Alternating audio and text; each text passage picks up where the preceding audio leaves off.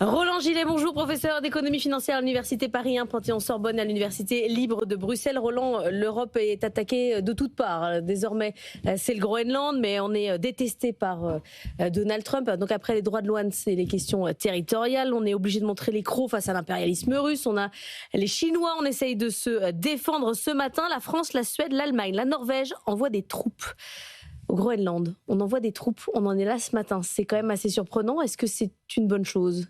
Je pense que c'est une bonne chose de montrer en tous les cas notre solidarité au Danemark et surtout notre non-solidarité, même si le personnage est difficile, Trump, à ce qu'il veut faire. Mais vous avez vu que pour moi, c'est toujours ce que je dis par rapport à Trump. Le danger pour Trump vient bien entendu aussi de nos réactions, mais elle vient surtout de ce que pensent les Américains. Pour le moment, il n'y en a pas 1 sur 5 qui est d'accord avec ce qu'il fait et les efforts qu'il fait pour prendre le Groenland de cette manière-là. Et même au sein des siens, des républicains, ils sont quand même sur le sujet, là on va quand même beaucoup trop loin.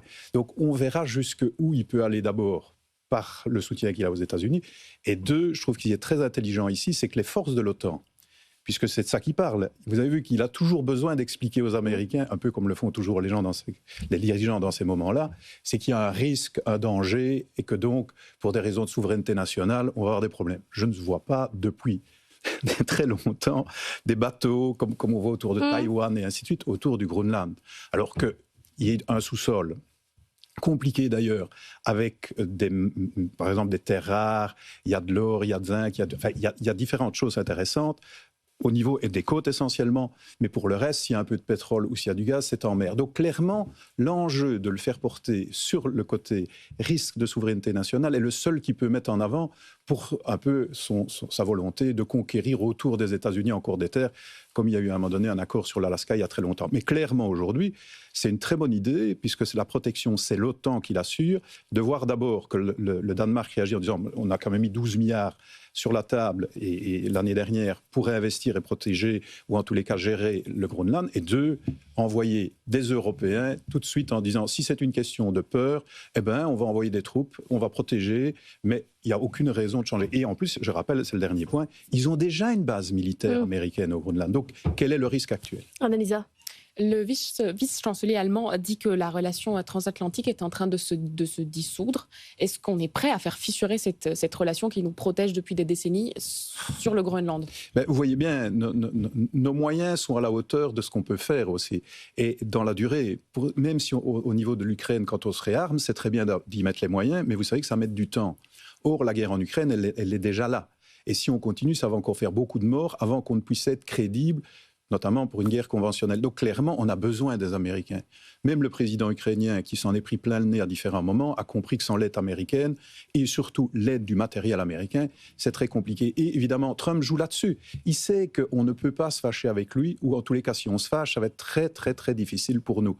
Et pas que sur le plan d'ailleurs géopolitique, mais également sur le plan économique, vu ce que représentent aujourd'hui les États-Unis dans différents domaines. Donc clairement, ils jouent là-dessus. Maintenant, est-ce que tous les Américains, et même au niveau des républicains, moi j'ai beaucoup d'amis là-bas qui sont républicains mais qui ne sont pas du tout pro-Trump, aujourd'hui, parce qu'il va trop loin. Mais comme on sait qu'il a une capacité à faire 180 degrés, et dire parfois sur un conseiller que c'est le conseiller qui l'a mal conseillé et le mettre dehors, j'attendrai quand même de voir la suite. Mais sur l'OTAN, Roland, il y a quelque chose qu'on ne comprend plus, parce que ce matin, on dit c'est au nom de l'OTAN que les forces européennes vont être sur place. Donald Trump lui dit que c'est justement pour aider l'OTAN qu'il va y aller.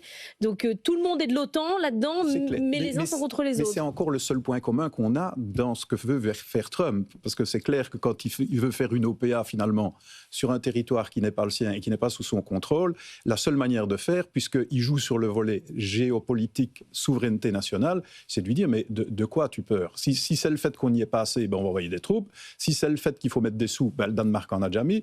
Et si c'est le fait de dire qu'il y a des risques, il faudrait au moins que tu en pointes un crédible. Donc je trouve que c'est très malin de lui dire, calmons-nous, si c'est ça que tu as peur, d'abord, personne n'a dit, et surtout pas en Europe, Vous imaginez, il dit un Russe, sinon Russe. Vous avez vu son dessin, là, son cartoon, sa caricature, c'est n'importe quoi. Enfin, je veux dire, tout le monde voudrait bien avoir le Groenland pour ce qu'il peut y avoir comme terre au milieu, sur le long des côtes, les terres rares, j'ai dit, mais les Chinois n'en manquent pas, les Russes n'ont pas de problème pour leur sous-sol. Donc, franchement, mettre pointer le risque là, je ne le vois même pas.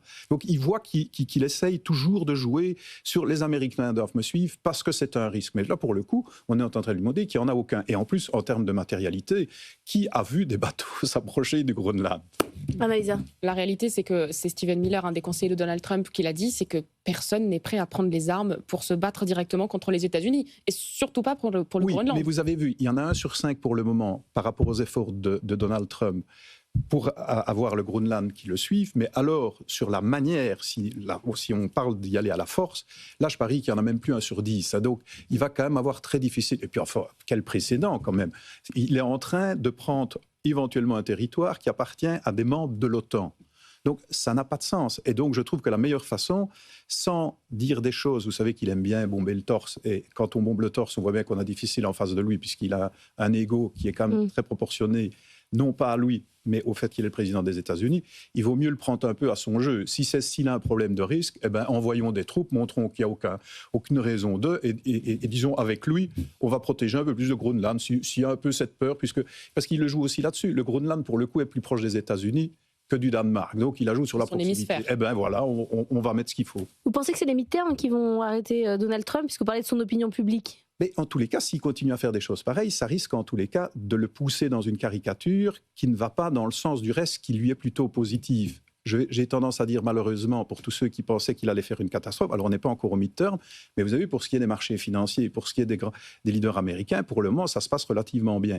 Et je répète souvent, parce que c'est ça qui va jouer pour la partie économique, c'est où va se trouver le niveau des marchés boursiers notamment, parce que beaucoup de gens, étant donné le système, non pas de répartition, mais de capitalisation aux États-Unis, dans leur fonds de pension, ils voient quand dans son premier mandat, il était là, il les a enrichis, et il les enrichit encore aujourd'hui. Donc ces éléments-là vont jouer, et on verra où on se retrouvera, mais de l'autre côté, des éléments aussi caricaturaux que la volonté d'aller faire une préemption sur un territoire où il n'y a aucun risque, on voit quand même que les Américains, encore plus évidemment les démocrates, mais même les républicains, même dans son camp à lui, ils commencent à se dire il va trop loin. Merci beaucoup Roland Gillet d'être venu ce matin dans la matinale de l'économie.